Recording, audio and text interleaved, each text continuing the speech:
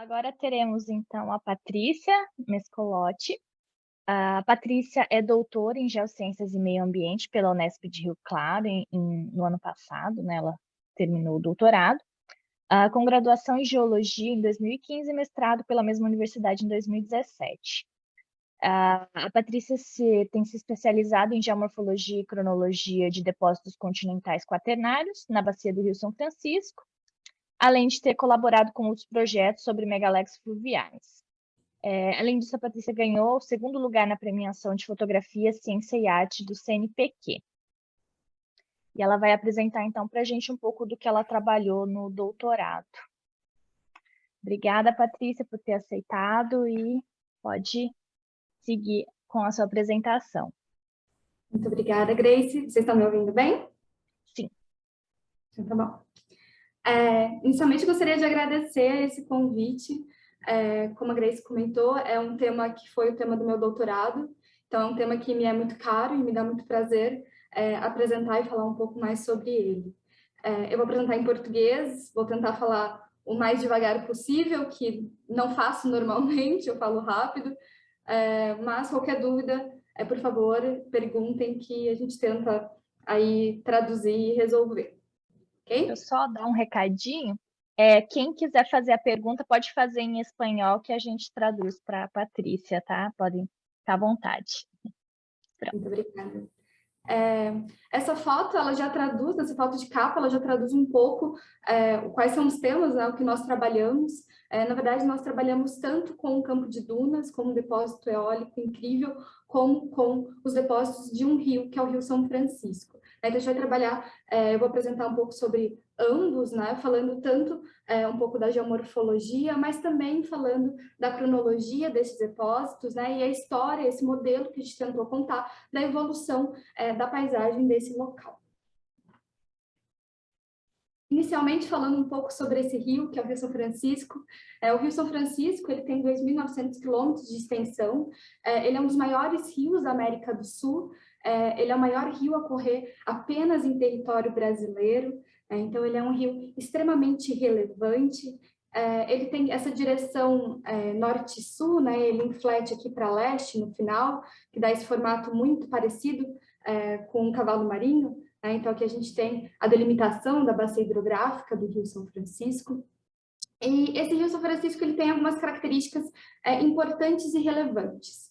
Uma delas é que ele corre por diferentes zonas climáticas, né? Ou seja, a cabeceira dele aqui está em condições úmidas e semiúmidas, sendo que boa parte do Rio São Francisco está em regiões semiáridas, né? Isso também é refletido aqui no perfil longitudinal do rio, né? Nós vemos que aqui um pouco antes dessa cidade, nessa região mais perto das nascentes, quase 2/3 da água provém dessa parte do Alto São Francisco, né? E isso é muito relevante para uma questão de redistribuição de águas, né? Então, esse rio é um rio que ele passa por regiões semiáridas que são povoadas, que têm problema hidrológico, e ele acaba sendo um grande abastecedor desses locais. Outra coisa interessante que está na bacia do Rio São Francisco, né, essa grande chapada aqui, essa morfologia aqui de chapada, que nós temos o aquífero Urucuia, né, também sendo um dos principais aquíferos que nós temos aí, abrangendo essa região mais árida do Brasil, né? Então, é uma bacia de extrema relevância. O Rio São Francisco, ele se divide mais ou menos, né, o pessoal divide ele em 4 zonas, sendo aqui o Alto São Francisco, que é uma zona onde o rio ele corre mais sobre leito rochoso, né, ele não desenvolve muito a planície aluvial. Nós temos o Médio São Francisco, que é a maior porção aí que nós temos da bacia hidrográfica.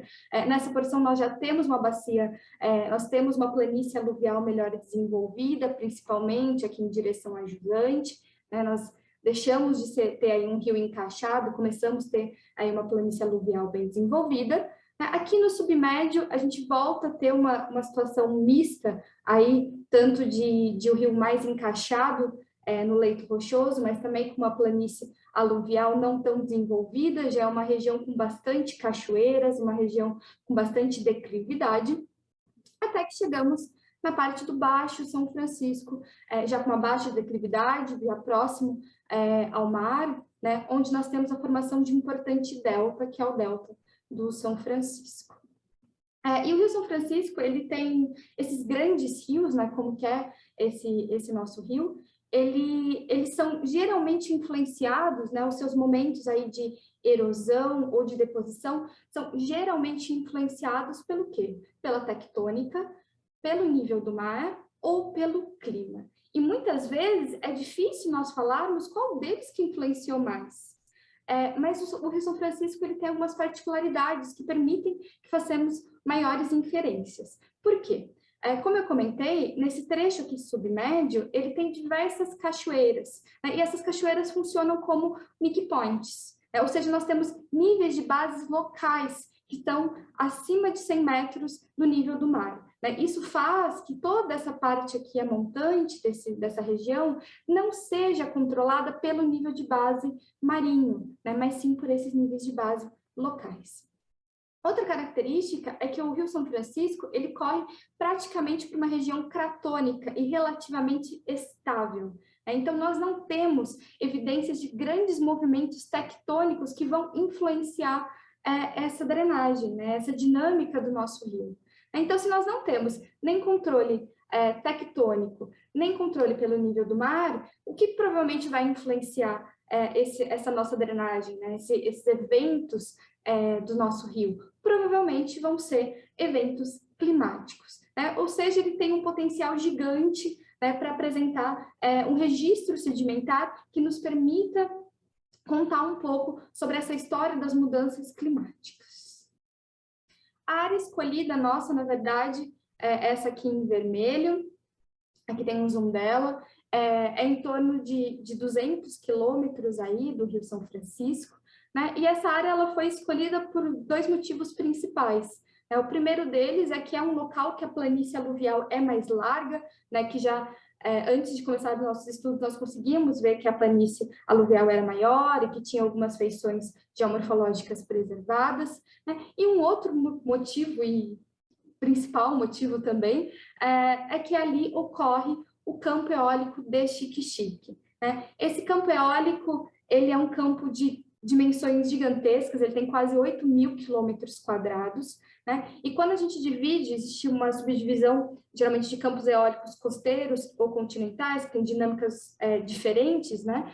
Esse caso, o campo eólico de Xique-Xique é um campo eólico do tipo continental e ele é o maior campo eólico continental do Brasil. Então, ele tem uma significância muito grande e ele ocorre na margem do Rio São Francisco, né? Então, quando nós escolhemos essa região para estudar, o objetivo era estudar tanto a dinâmica do rio, como também estudar esse campo eólico.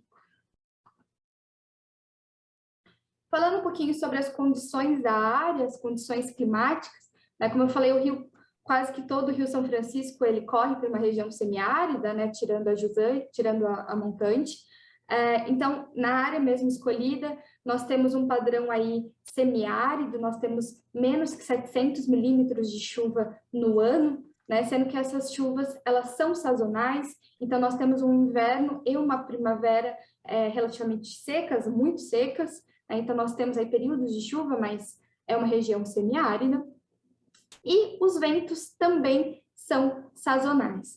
Nós temos um padrão aí de ventos, quando a gente vê aqui a estação meteorológica mais próxima, que fica aqui próxima à região de Remanso, nós temos aqui o levantamento por estações, nós vemos que nós temos grandes velocidades de vento, que é possível ver tanto a velocidade, a frequência das velocidades, quanto a direção. Então, nós temos essa direção predominante de ventos vindo de leste ou levemente de sudeste, mas nós temos os ventos mais fortes predominando aqui na região seca, nessa época de inverno e primavera.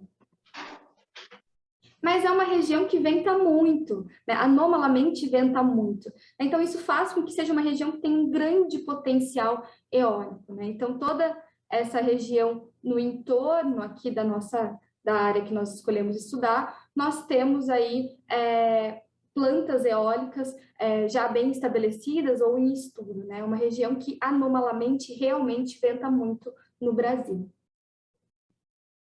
É importante destacar que essas dunas, elas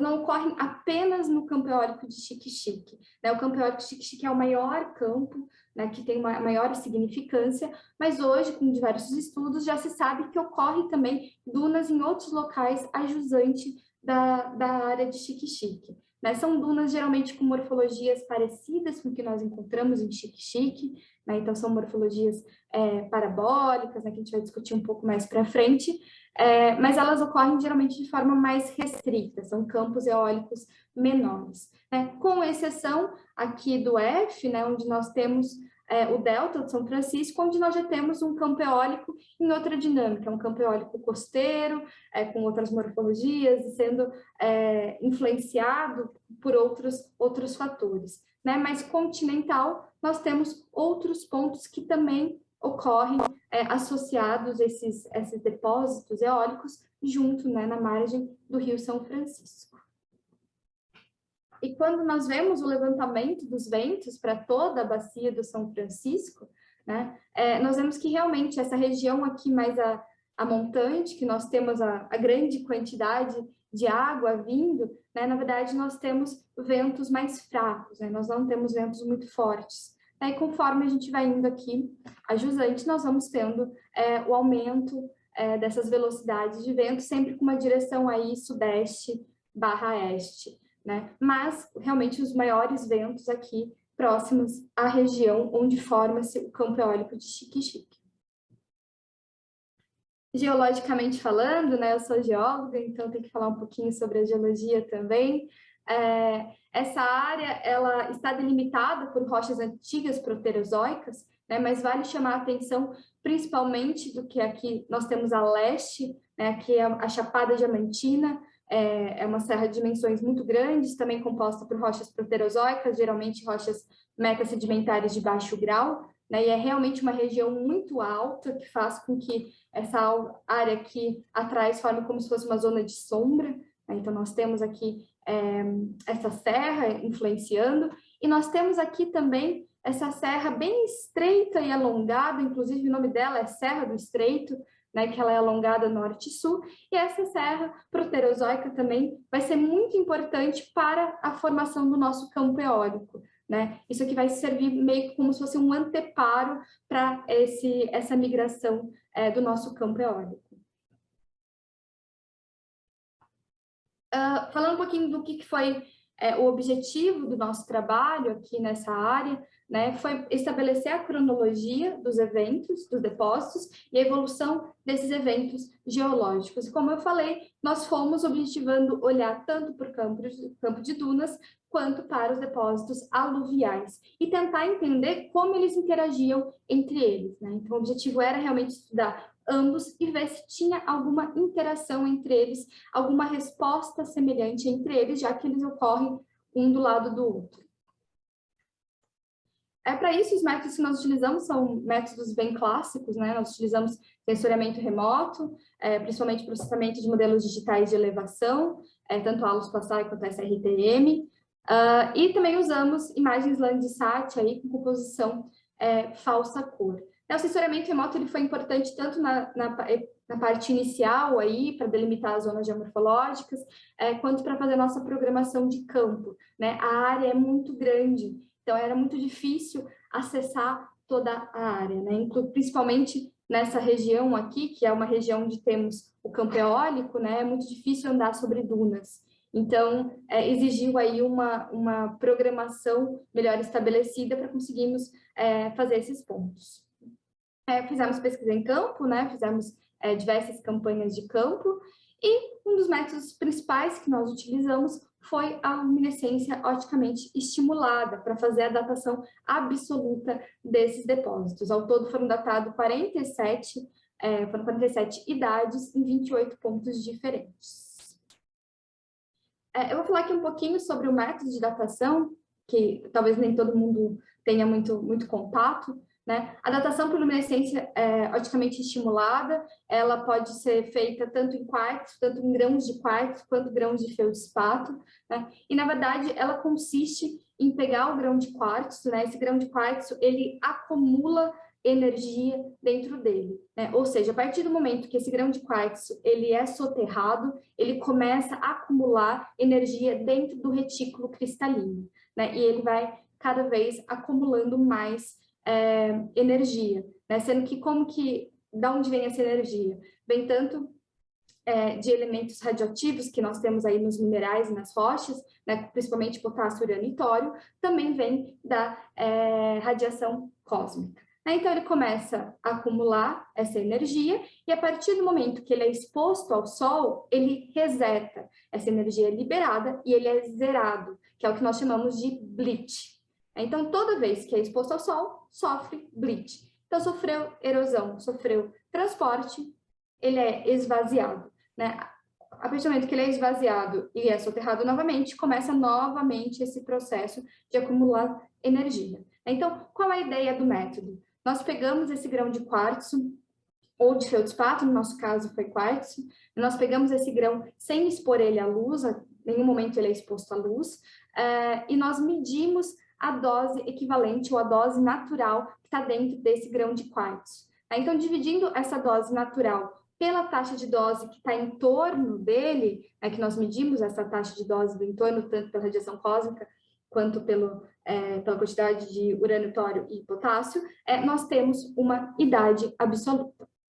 É interessante que esse método, né, ele parte do princípio que esse mineral ele vai ser exposto à luz para ele sofrer esse bleach, né, porque senão a energia que ele vai ter dentro do grão vai ser remanescente né, de um outro momento aí de erosão e de deposição.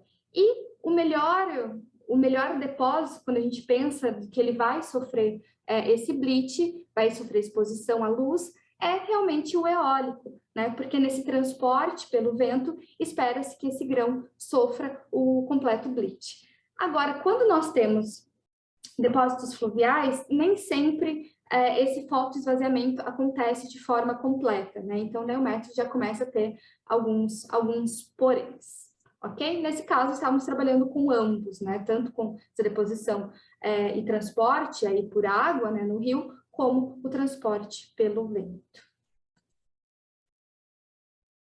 A coleta, ela se deu essencialmente em barrancos naturais, que já tínhamos, principalmente aí no entorno do Rio São Francisco. Os barrancos, em geral, não são muito recorrentes, e quando temos, não são muito espessos. E também se deu através de trincheiras, né? Principalmente em cima das dunas, em cima das morfologias de dunas, nós fizemos trincheiras aí alcançando 1,5 m, 2 metros, máximo de 3 metros, aí tendo já um problema, que é o problema de estabilidade, né? Essas areias, as dunas, elas muitas vezes são incoesas, então nós não tínhamos uma grande estabilidade para a coleta.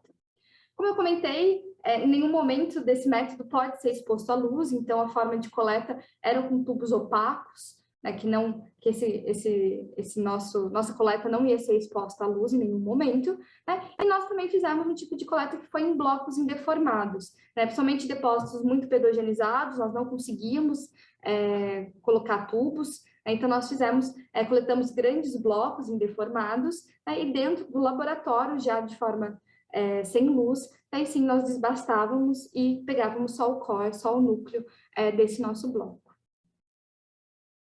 Todo o processo para medir a dose natural é feita numa sala escura, né, que é feito todo o processo químico e físico para separar os minerais, né, o quartzo ou o feldspato, dependendo qual você for usar, na fração correta. Então, todo o processo foi feito numa sala escura e depois foi medido, né? Existe hoje mais de um equipamento que mede dose equivalente. No nosso caso, nós utilizamos o riso. E todo esse processo foi feito aqui no laboratório da USP, da Universidade de São Paulo. Também fizemos todo o processo aí para medir a taxa de dose ambiental, né? Então já não precisa ser no escuro, também foi feita no mesmo laboratório. E uma coisa importante foi pensar em critérios para datação, critérios para coleta. Como eu comentei, a área é muito grande e não é barato e fácil ficar datando, né? Nós não tínhamos um equipamento disponível só para nós, então nós tivemos que ter alguns critérios aí para coleta, né? E o nosso critério foi tentar pegar seções, tanto passando pelos depósitos fluviais quanto pelos eólicos, que passassem por diferentes zonas geomorfológicas. Assim, nos permitiria entender um pouco melhor como era essa relação, essa distribuição espacial dessas zonas geomorfológicas. Outra coisa importante, nós tentamos pegar e datar em perfis verticais, para tentar entender como era essa variação vertical dos nossos depósitos, né? Então, quando nós víamos diferenças aí sedimentológicas ou pedológicas, nós coletávamos e tentávamos datar. Então, nós optamos não por distribuir em área a datação, mas assim, sim em locais específicos que pudessem nos responder melhor para nos ajudar a criar esse modelo e contar uma história. Aqui são só alguns gráficos da datação, né, que são gerados. Aqui da dose-resposta, que é o gráfico aí da dose natural, as dispersões dos dados, né, e o decaimento da curva. Mas o que importa que, na verdade, na verdade, tanto os depósitos fluviais quanto os eólicos se mostraram que eles têm grãos de quartzo bons, de alta sensibilidade para esse método, então é um método adequado para ser usado nessa área, que nos permitiu usar esse modelo didático, o modelo de idade central, né? E as dispersões foram relativamente baixas, principalmente para os depósitos fluviais. Nos depósitos eólicos nós tivemos alguns problemas, quando eu for apresentar esses resultados eu falo um pouco mais sobre ele. E aqui é um dos nossos principais resultados, que é o nosso mapa geomorfológico. Nós reconhecemos 10 unidades geomorfológicas na área, né, sendo 4 delas eólicas e 6 delas fluviais, né? E eu vou apresentar falando um pouquinho de cada uma delas. Primeiro falando um pouco das fluviais e depois falando um pouco das eólicas. E aqui todos os nossos pontos, né? Sendo que os pontos que tem um pontinho no meio aqui, não sei se dá para ver, são os pontos com datação. Vamos falando um pouquinho sobre as zonas fluviais. Para as zonas fluviais, para os depósitos fluviais, o nosso grande objetivo era tentar entender esses eventos erosivos e eventos deposicionais que moldaram essa planície fluvial, né, durante o quaternário, e tentar entender quais podiam ser os controles que condicionaram esses momentos erosivos e deposicionais. Aqui dando um ênfase apenas nas unidades mais aluviais, né, que o eólico indiferenciado para ficar um pouco mais simples, né, e aqui é importante falar que nós temos 2 zonas geomorfológicas que são terraços e hoje eles estão em degradação, são superfícies degradacionais, ou seja, elas estão sendo erodidas e rebaixadas. E nós temos aqui 3 zonas que são agradacionais, que hoje ainda, quando nós temos grandes cheias do Rio São Francisco, ainda sofre deposição. Nós temos aqui também os leques aluviais, eles não foram o objetivo do nosso trabalho, nós reconhecemos ele, mapeamos eles, mas não foi o objetivo do nosso trabalho, e também o eólico indiferenciado, neste caso. Fazendo uma sessão, que foi a sessão que nós optamos por tentar fazer a maior quantidade possível de pontos e datações, né? Nós vemos aqui na seção altimétrica que esses níveis, eles formam níveis bem estabelecidos. Aqui são todas as idades que nós obtivemos, né, para os depósitos aqui fluviais. Eu vou falar um pouquinho sobre cada um deles. A primeira unidade, a mais antiga, né, a gente apresenta do mais antigo para o mais novo, geralmente na geologia. Então, o mais antigo, que é o terraço alto, que também é uma superfície degradacional, ele é essa cor marrom aqui, e ele apresenta uma característica geomorfológica muito marcante, que são essas depressões, são esses lagos, que eles têm grandes dimensões, eles chegam a ter mais de 1 quilômetro de diâmetro, né? Normalmente eles são lagos perenes, alguns efêmeros, depende, às vezes conectados, às vezes não, mas sempre com esses formatos aqui arredondados e de dimensões muito grandes. Né? Essa superfície é uma superfície relativamente plana, né? Ela tem uma leve pendência aqui em direção ao Rio São Francisco. Sedimentologicamente falando, ela é composta por depósitos mais mais grossos, né, bem mais grossos, é formado por cascalhos clastos sustentados, chegando a ter aí 3 metros de espessura de cascalho, né, ou quando é mais fino, é areia fina, média, mas sempre com alguns seixos, né, sempre com coisas grossas dentro, né. Nós não achamos depósitos muito finos nessa unidade, são sempre depósitos mais grossos. Nós só obtivemos uma idade para esse depósito, que foi de 87 mil anos. Já o terraço baixo, que é o outro da superfície degradacional, ele também apresenta essas depressões circulares, esses lagos, a diferença é que a dimensão é bem menor, né? Daí já é uma dimensão métrica, né? Tendo aí 100, 200 metros de diâmetro. E sedimentologicamente muda bastante. Se no terraço alto nós tínhamos uma condição de sedimentos muito grossos, aqui nós temos uma condição de sedimentos muito finos, né? Então, predominam aí sedimentos pelíticos, sedimentos finos, né? Argila, silt, e quando intercalados com areias, mas sempre areias finas também, sem nada muito grosso dentro. Aqui, já para essa unidade, nós obtivemos várias idades, né? E variando em torno de 65 mil anos até 39 mil anos. E uma coisa muito importante dessa unidade é essa cimentação por carbonato. Essa unidade está intensamente cimentada por carbonato de cálcio. Muitas vezes não é nem possível ver a estrutura sedimentar, porque foi obliterada por essa cimentação. E localmente, nós observamos que essa cimentação já está sofrendo dissolução, né? Então, é possível ver vulgues, né, de dissolução, essas bolas aqui de dissolução, devido à intensidade da cimentação desta unidade. Aqui eu chamo a atenção nesse perfil aqui, né, que ele foi um perfil que, quando nós levantamos em campo, nós notamos uma diferença sedimentológica e pedológica, mas não o suficiente para acreditar que teria uma grande mudança. E quando nós datamos, nós percebemos que, na verdade, nós tínhamos um grande hiato de tempo aqui, né? Então, esse método de tentar datar, de focar as datações na vertical também, né, é muito importante para tentar identificar essas descontinuidades.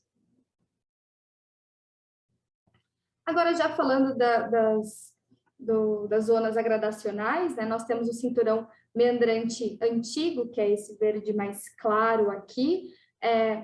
Uma coisa que eu não comentei, mas nessas outras, como elas são degradacionais, nós não conseguimos ver a morfologia do rio, né? Como ela está sofrendo degradação, como tem rio incidindo em cima, tem a formação desses lagos, nós não conseguimos ver elementos geomorfológicos que nos falassem um pouco mais sobre como era a morfologia desse rio. E quando a gente está falando já das zonas agradacionais, é possível sim ver essas feições geomorfológicas do rio.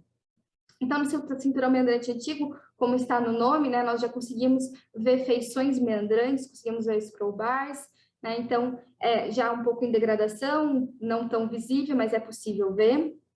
Sedimentologicamente, ele é bem fino, lembra um pouco o depósito da outra unidade, do terraço baixo, então ele é bem fino. A diferença é que a pedogênese aqui já não é mais carbonática, uma pedogênese indicando um pouco mais de umidade. E o cinturão meandrante jovem, que é muito parecido, né?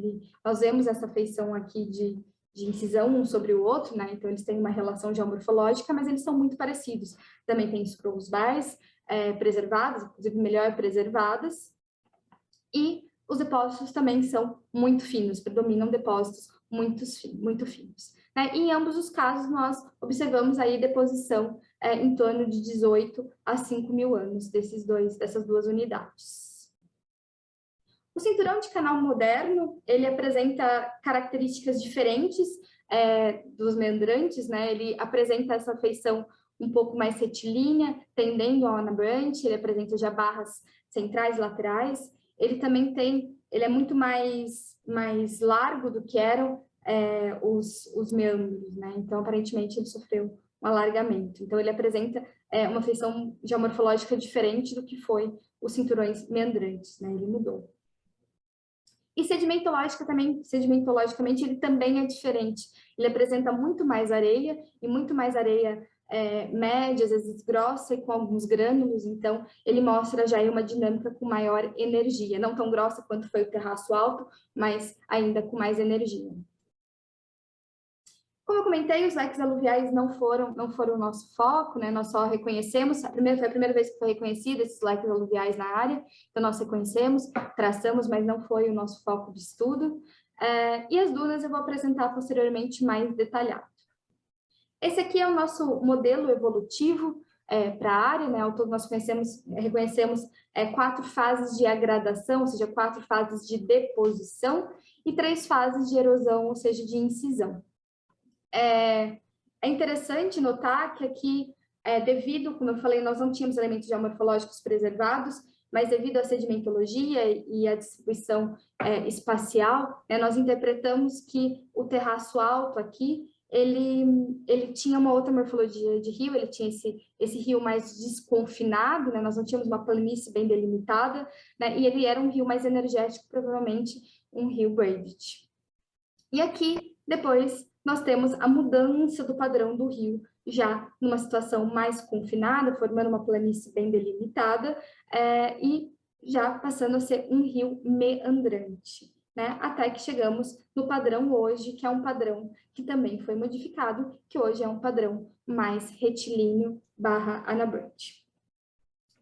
Esse evento de incisão aqui, o I2, foi um evento de incisão aparentemente muito importante, né, que ele tem um grande período, uma grande lacuna aqui, quando a gente vê aqui, ele é um dos principais períodos aqui de incisão, e esse período de incisão foi reconhecido também em estudos mais próximos, mais a montante, mais próximos à cabeceira, né? Então, eles estudaram aqui depósitos do rio, né, e também chegaram a idades parecidas com as nossas, né? Tanto dos momentos, esses 2 eventos de agradação aqui, do terraço baixo e dos cinturões meandrantes, né? E esse evento aqui de incisão do I2.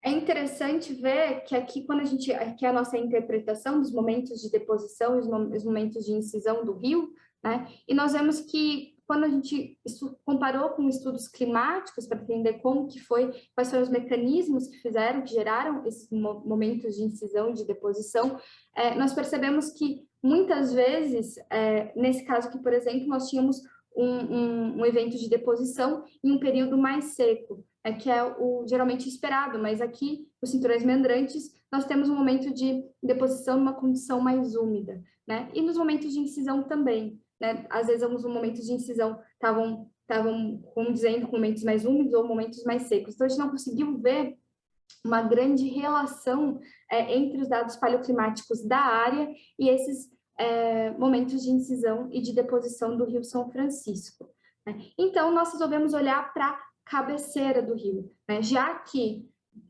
2/3 da água, né, 65% da água da bacia hidrográfica do Rio São Francisco vem da região da nascente, vem do alto curso, né? Então a gente resolveu olhar os dados paleoclimáticos dessa região. Daí sim nós conseguimos ver uma certa coincidência, né? E ver que tinha uma relação maior, né? Então, quando nós temos esses momentos mais úmidos aqui na cabeceira, né, que dados palinológicos, dados de espeleotemas, nos indicam momentos mais úmidos aqui na cabeceira, nós temos esses momentos de incisão aqui no médio, São Francisco, né? Ou seja, a nossa área não está respondendo necessariamente ao que está acontecendo no clima da região, mas sim o que está acontecendo na nascente do Rio São Francisco, né? Isso foi uma das respostas interessantes que nós achamos para o Rio São Francisco. E voltando a falar, né, como eu já comentei, o método OSL foi um método muito bom, ele foi usado pela primeira vez no Rio São Francisco e ele se mostrou adequado, né, para esse tipo de estudo. Aí a gente conseguiu aí, com diversas idades, criar uma cronologia mais robusta para esses depósitos nesses últimos 100 mil anos. Falando agora um pouquinho sobre o campo eólico do Xique-Xique, falando um pouco agora sobre as dunas. É importante falar que existem 2 tipos principais aí de dunas que podem ser classificadas, né? Elas podem ser classificadas como ativas, ou seja, elas ainda estão migrando, ou como estabilizadas. Geralmente, quando elas estão estabilizadas, é a vegetação que estabiliza. E a atividade das dunas, ela é controlada principalmente pela disponibilidade de sedimentos e por parâmetros climáticos, ou seja, velocidade dos ventos e umidade. No nosso caso, nós temos dunas predominantemente parabólicas, que são essas dunas aqui em formato de U e V, né, onde o nariz da duna ocorre na mesma direção aqui da migração do vento, da direção do vento. E esse tipo de duna já é uma duna mais condicionada pela vegetação, né? Ela ocorre associada à vegetação. E a vegetação, ela é extremamente relacionada com o clima, né? Então, as dunas parabólicas, elas já apresentam essa tendência de ter uma relação um pouco maior com respostas climáticas. Aqui é o campo eólico do Xique-Xique. O nosso objetivo no campo eólico era tentar reconhecer exatamente essas fases de atividade, essas fases de estabilização do campo eólico, né, e tentar identificar quais foram os parâmetros que controlaram isso, né? É importante mostrar que aqui são 2 campos, na verdade. A gente tem o maior campo que ocorre na margem esquerda do Rio São Francisco, aí quase 8.000 quilômetros quadrados, mas nós temos também um campo menor aqui ocorrendo na margem direita, já muito próximo aqui da Chapada Diamantina, aquela região de rochas proterozoicas altas. E quando nós fizemos, aqui são 2 seções altimétricas, né? Essa seção aqui, YY', que é o mesmo trend, a mesma direção de migração das dunas, nós vemos que tem um espessamento dos depósitos em direção à Serra do Estreito, ou seja, tem um aumento dessa espessura, né, mostrando que esses depósitos realmente, essa serra serviu como anteparo para esses depósitos. Aqui mostrando um pouco mais o detalhe, modelo digital de elevação da área, né, um pouco mais em detalhe os pontos de datação, de estudo que nós fizemos, ao todo foram 25 afloramentos. E aqui o nosso mapa geomorfológico, né? Como no outro eu deixei o eólico indiferenciado, aqui o aluvial é um pouco mais simplificado para a gente falar um pouco mais sobre o eólico. As dunas parabólicas, elas podem, segundo o PAI 93, elas podem ser aí classificadas como simples ou como compostas, né? Quando elas são simples, elas vão ter, o nome vai ser baseado nos parâmetros morfométricos, que é o comprimento pela largura, né? E quando são compostas, quando mais de uma morfologia interage com a outra, né, elas são chamadas compostas. No nosso campo eólico, nós reconhecemos o lençol de areia, que é esse amarelo mais claro, que é a superfície mais plana, né, onde predomina o sandstite, mas nós também temos interdunas secas. Nós temos, então, o lençol de areia, né, onde nós temos aí as feições deflacionares, nós temos o sandstite, nós temos o interduna seco, nós temos também feições de megaduna simples, megadunas porque são dunas muito grandes, né? Não necessariamente toda megaduna é parabólica, no nosso caso mas já foi descrito, por exemplo, megadunas parabólicas também na Argentina, mas é uma feição relativamente rara, megadunas parabólicas.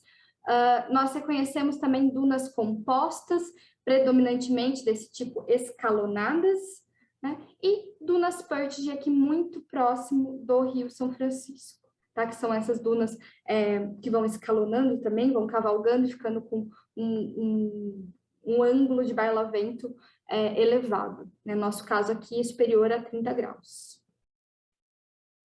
No caso das megadunas simples e das dunas compostas, nós medimos esses parâmetros morfométricos, né, e nós vemos que chega a ter aqui braços de comprimento de até 18 quilômetros, somente são dunas muito grandes, né, sendo que as dunas compostas são bem menores, aí tendo braços predominando aí braços de 300, 700 metros. Uma coisa importante é que quase todas as dunas da nossa área estão estabilizadas por vegetação. Às vezes uma vegetação mais densa, como aqui é o caso, né? Que é uma região de uma vegetação do tipo de caatinga, né? Então nós temos árvores retorcidas, nós temos árvores de pequeno porte, bastante cactáceas. Nós temos sempre, a maioria das dunas elas estão estabilizadas, nós temos desde dunas com uma vegetação mais densa, como é o caso da D, né, que nós temos uma vegetação de caatinga, cactáceas, mais bem densa, né, principalmente sobre as megadunas simples e sobre os sandstites, e nós temos também uma vegetação esparsa, em alguns casos, principalmente sobre as dunas compostas, né, mas sempre são dunas estabilizadas, né, com raras exceções. Aqui é uma foto mostrando um pouco mais sobre essas dunas estabilizadas, né? Que aqui a gente tem as dunas compostas, onde é possível ver essas vegetações aqui de baixo porte. Nessa figura nós temos um detalhe um pouco melhor das morfologias, onde é possível ver essa mega duna simples, onde chega a ter mais de 15 quilômetros de braço, né? E sendo sobreposto por essas dunas compostas aqui, né? Onde a gente tem essa feição mais enrugada do relevo. E bem próximo ao rio, nós temos as dunas perched, né? Aqui na seção altimétrica, nós vemos que as dunas perched e as dunas compostas, elas passam por diversas dunas aí, né? Mostrando esse relevo, enquanto aqui na megaduna simples nós temos apenas uma grande duna, né? Mostrando aí esse espessamento do depósito em direção ao nariz da duna, como é esperado. Aqui são algumas outras morfologias eólicas que nós achamos, tanto as dunas simples quanto as dunas compostas. E nós também temos dunas parabólicas ativas. Elas são restritas, elas ocorrem muito próximo ao Rio São Francisco, mas elas ocorrem, né? E elas ocorreram praticamente nos últimos 17, 18 anos. Elas são muito recentes, elas têm uma taxa de migração muito grande, né? Inclusive estão hoje recobrindo postes, recobrindo vegetação, recobrindo comunidades locais, né? Então, elas são dunas bem isoladas, mas elas ocorrem. Uma coisa interessante que nós notamos quando a gente estava observando a morfologia das dunas e o azimute de migração, nós percebemos que aqui, mais ou menos nessa latitude, nós tínhamos uma direção levemente diferente das dunas, tanto das megadunas simples quanto das dunas compostas, né? Aqui mais para sul elas têm uma direção mais este-oeste, e mais para norte elas têm essa direção mais sudeste-noroeste. E quando nós fomos ver o padrão de circulação atual da região, nós notamos que é condizente com esse padrão, né? Ou seja, esse padrão observado nas dunas já estabilizadas do passado são condizentes com o modelo de circulação hoje, provavelmente devido à própria inflexão do vento aqui nessa serra muito alta, que é a Chapada Diamantina. Aqui são as idades que nós obtivemos diversas idades. Aqui é importante salientar que nós esperávamos expressões baixas, exatamente porque o grão de quartzo no modelo eólico ele sofre mais bleach, né? Ele tem a tendência a sofrer mais bleach, mas nós encontramos dispersões relativamente altas nos depósitos eólicos. Isso faz com que as nossas idades tenham um erro muito grande, então nós não pudemos contar uma história um pouco mais de trend geral, né? Não pegando pequenos eventos aí de alta frequência. E é interessante também que boa parte das nossas idades não vieram das morfologias eólicas, né? Boa parte veio de depósitos indiferenciados em afloramentos naturais. Esses depósitos ocorrem geralmente sobrepostos aos depósitos fluviais, em contato direto. Eles não era possível ver a morfologia em cima, né? Então a gente reconhecia que eram depósitos eólicos, nós reconhecíamos estruturas internas, mas não é possível falar qual era a morfologia dele, então chamamos de indiferenciados. E é nesses depósitos indiferenciados que nós temos as idades mais antigas. Foi as idades que nós obtivemos de o nosso campo ter até 250 mil anos. Aqui são algumas seções nossas, né, mostrando tanto a morfologia, ou quando são depósitos indiferenciados. E outra coisa interessante que nós temos a recorrência de fragmentos de carvão ocorrendo nesses nossos depósitos eólicos, né? Nós temos um nível aí de fragmentos de carvão ocorrendo em nossos depósitos. Aqui um pouquinho sobre a sedimentologia deles, né? Nós vemos que muitas vezes eles não têm estrutura, né? Aparentam estar maciços, mas em alguns casos é possível ver estrutura sedimentar interna, inclusive com algumas bioturbações. A coloração dessas dunas também varia muito, né? Toda essa escala de cores são de dunas da área, né? E de forma geral, essas morfologias que têm dunas que têm vegetação mais densa em cima delas, né, nós temos cores mais escuras, enquanto vegetações aí com vegetações mais esparsas em cima dessas dunas, nós temos colorações mais claras.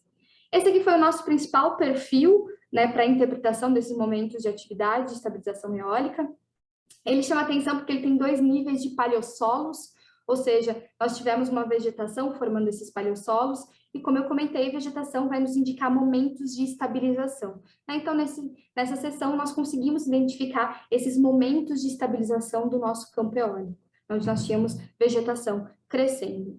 Outra coisa interessante foi a taxa de agradação, né? A gente vê que nós tínhamos uma taxa de agradação bem baixa, que eólica, na base, entre 32 e 23 mil anos, e aqui no topo também, entre 10 e 7 mil anos, mas nós temos uma alta taxa de deposição aí por vento entre 23 e 10 mil anos. Com isso, né, nós conseguimos ver que o nosso campo eólico ele é um campo muito antigo, né, tem em torno aí de 250 mil anos, podendo ser inclusive muito mais velhos, né, a gente não conseguiu muitas vezes alcançar a base de todo, né, é difícil, é bem espesso. Nós interpretamos aí 2 momentos principais de atividade eólica, entre 23 e 18 mil anos e entre 15 e 5 mil anos, né, e 2 momentos principais de estabilização eólica, né, marcados exatamente por esses níveis de paleossolo, né, que foi em torno de 18 e 15 mil anos, que coincide com o Reinhardt 1, e a partir de 5 mil anos.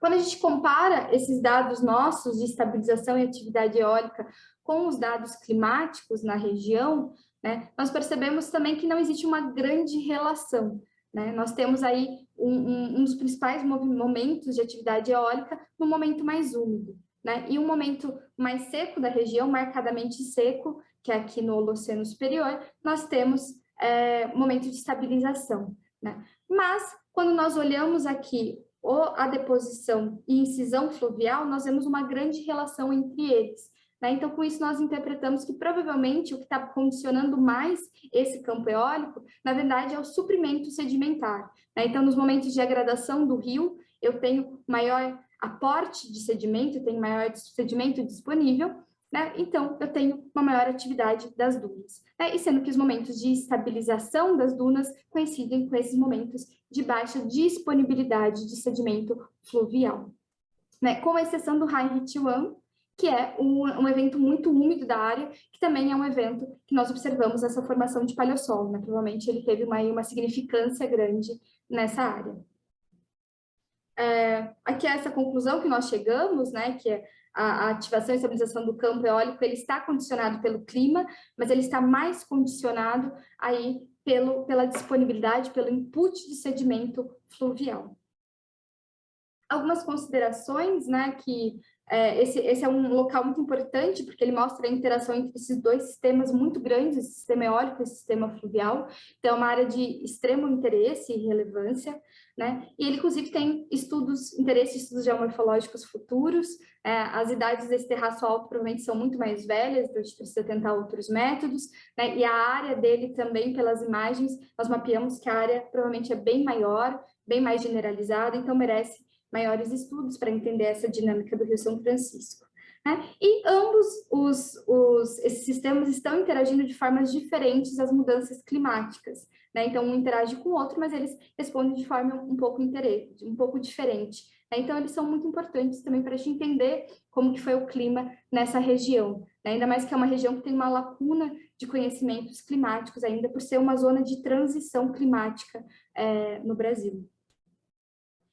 Como essas dunas mostram uma relação muito íntima entre disponibilidade de sedimentos e atividade da duna, por mais que essas dunas estejam estabilizadas hoje, se nós tirarmos essa vegetação, provavelmente elas vão voltar à atividade, né? E lembrando que nós temos comunidades locais morando, muitas vezes em cima dessas dunas, né? Então pode causar um grande impacto aí para essa comunidade, caso essa vegetação seja retirada, né? Então ela é uma área sensível a isso. Nosso trabalho ele está gerando alguns artigos, esse é um artigo que já foi publicado, que é focando mais nos depósitos fluviais, foi publicado ano passado na Quaternary Science Reviews, e eu convido a todos a assistirem não, a lerem, né, se tiverem interesse no trabalho. E é isso, muito obrigada, meu e-mail, se alguém quiser entrar em contato, muito obrigada novamente pelo convite, e estou disponível a perguntas. Obrigada, Patrícia, muito obrigada por essa apresentação belíssima. Nós temos algumas perguntas aqui já no chat. Tem uma do Gregor, que é lençol de areia. Ele está perguntando o que significaria o lençol de areia, né? Se é uma superfície com areia, mas sem as dunas. Exato. Lençol de areia, ele é uma zona que ele tem deposição eólica, mas é uma zona geralmente mais energética, ou com menor disponibilidade de areia, né? E é uma zona que ela forma deposição eólica, mas ela não forma a morfologia da duna. Então, ela acaba tendo um outro tipo de morfologia. Lençol de areia muitas vezes ocorre associado com locais mais deflacionários, exatamente por ser um local de maior energia. Okay? Certo. O Jenson pergunta, parabeniza pelo trabalho, e ele coloca o seguinte: desde 1890, naturalistas e pesquisadores têm sugerido que o São Francisco seguia para o norte, se conectando ao rio Parnaíba. Alguns sugerem que essa mudança abrupta no curso do São Francisco teria ocorrido durante o Quaternário, na região do médio curso. Como sua pesquisa pode ajudar a reposicionar esse evento no tempo e colocar novas restrições a esse tema controverso que vem sendo discutido por mais de um século? Mesmo que o médio curso responda a um nível de base local, as fases de deposição e incisão influenciam as taxas de sedimentação na foz do rio? Ok, muito obrigada pela pergunta. Deixa eu começar do começo, né? Primeiro, o quaternário é muito longo, né? Então, aqui eu estou falando só aí do final do quaternário dos últimos 100 mil anos. Eu acho que o começo do estudo seria tentar ir mais para trás, entender esses depósitos, né? E tentar chegar em idades mais antigas, para primeiro entender desde quando a gente tem deposição do Rio São Francisco. Então, esse seria um primeiro passo. Segundo, a gente precisaria expandir o estudo. De uma forma, é um estudo ainda local, né, 200 quilômetros, mas é um rio muito grande, né, então a gente precisaria expandir esse estudo e tentar conectar, né, e talvez achar traçadores que nos indiquem uma conectividade ou não. Tá? Então, eu acho que é uma coisa, é uma resposta, é uma teoria já enraizada aí, né, extremamente interessante, mas ela tem que ser respondida aí, vai demandar aí um tempo e diversos pesquisadores. Eu acho que o meu estudo, ele é o primeiro, assim, que trabalha com o Rio São Francisco, que dá uma idade para o Rio São Francisco. Então, isso já é uma coisa importante, né? A gente fala, ó, é mais velho que 100 mil anos, e ele mudou a morfologia dele, mudou muito. Então, ele tem uma mudança de alta frequência em 100 mil anos, né? Então, se em 100 mil anos ele teve uma mudança de alta frequência, ele pode ter uma mudança relativamente grande aí mais para o passado também. Então, acho que o meu estudo ele se encaixa nesse ponto, mas é só um start. Eu acho que o São Francisco, esse estudo só mostrou que o São Francisco tem um grande potencial para estudos geomorfológicos que devem ser feitos, geomorfológicos, sedimentológicos, biológicos. Eu não comentei, mas essa área do Xique-Xique, ela tem uma fauna endêmica incrível, né? Inclusive com o endemismo de um lado e do outro do Rio São Francisco. Então, tem várias perguntas aí para serem respondidas, tá? E quanto à foz, sim, né? Porque se está sendo erodido aqui, né? Se está sendo erodido ou depositado, isso vai influenciar na foz também. Então, se está sendo erodido aqui, está sendo levado para a foz. Mas é claro que não é uma resposta direta, não é porque eu estou tendo erosão aqui no Médio ou no Alto São Francisco que eu vou ter deposição diretamente na foz, porque eu também tenho a dinâmica marinha aí influenciando. Mas sim, eu vou ter uma resposta. Inclusive, naquele gráfico, ou no artigo, eu discuto um pouco mais sobre isso também, que nós vemos que nós temos sim uma coincidência de um momento de início, aumento de erosão na nossa área e deposição na foz. Então, sim, tem uma resposta. Okay? Muito obrigada pela pergunta. Certo. Bom, a gente aguarda ver se aparece mais alguma. Com relação, como você citou, né, a parte de retirada das coberturas das dunas, né, e como isso influencia no próprio processo, né, de reorganização. E com relação às barragens, já que ele tem muita hidrelétrica, né, vocês notaram alguma influência ou não? Nessa área não chega a ter influência? A priori, nós não notamos nenhuma influência, mas porque também nós não fizemos um estudo nesse sentido de ver uma dinâmica mais recente, né? Nós trabalhamos aí com uma escala maior. Mas, por exemplo, essa mudança do curso que nós notamos atual, né, que hoje ele mudou o padrão do rio, né, é uma mudança que ocorreu há mais de 1000 anos, sendo que a barragem mais próxima tem aí nem 100 anos, né? Então, essa mudança não foi condicionada pela barragem, mas sim, provavelmente mudou a dinâmica aí de inundação e tal, então vai ter uma mudança, nós não trabalhamos nessa escala, mas influencia com certeza. E é claro que André? pode influenciar as dunas também, né? Porque um responde ao outro.